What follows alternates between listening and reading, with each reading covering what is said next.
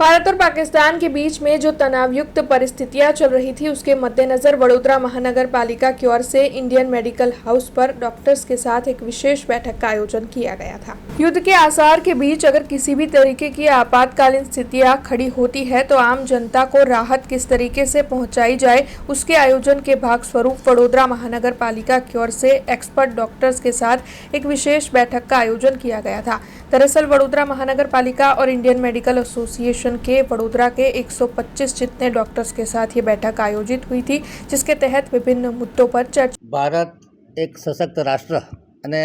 ભારતના પહેલગામમાં 22મી એપ્રિલના દિવસે જે આતંકવાદી હુમલામાં 26 જેટલા ટુરિસ્ટોએ જાન ગુમાવ્યા, એના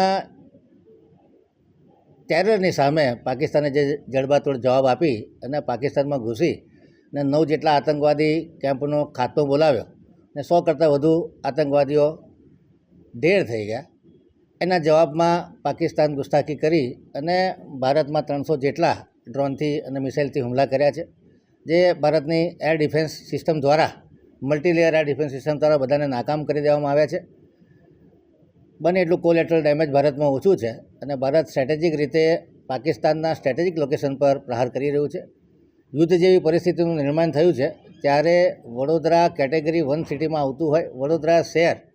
ઇન્ડસ્ટ્રીનું હબ હોય, કેમિકલ ઇન્ડસ્ટ્રીનું હબ હોય અને વડોદરા બોર્ડર સ્ટેટનું ઇમ્પોર્ટન્ટ મધ્ય ગુજરાતનું શહેર હોય, ત્યારે વડોદરામાં પણ કોઈ આવી આકસ્મિક પરિસ્થિતિ ઊભી થાય તો તેને કેવી રીતે પહોંચી વળાય। ખાસ કરીને જ્યારે એર રેડ થાય અને એ દરમિયાન જે કેઝ્યુઅલ્ટી થતી હોય, જે ઈજાઓ પહોંચતી હોય નાગરિકોને, એ માટે વડોદરા શહેર કેવી રીતે રિસ્પોન્સ કરશે એ માટે આઈએમએના પ્રેસિડેન્ટ એવા શ્રી મિતેશ શાહને રિક્વેસ્ટ કરી અને આઈએમએના 125 જેટલા હોસ્પિટલ ઓનર સાથે આજે મિટિંગનું આયોજન કરવામાં આવ્યું હતું અને કયા મુદ્દાઓના આધારે આપણે આખું વડોદરા શહેરનું મેડિકલ ઇન્જરી માટે મેનેજમેન્ટ કરીશું એની ચર્ચા વિચારણા કરવામાં આવી। ખાસ કરીને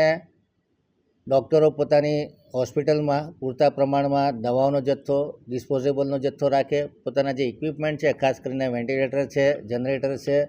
ઇમરજન્સી લાઇટો છે અને જે મોનિટર્સ છે એ બધાને અપ ટુ ડેટ રાખે। ઓક્સિજન લાઇન છે એનું પણ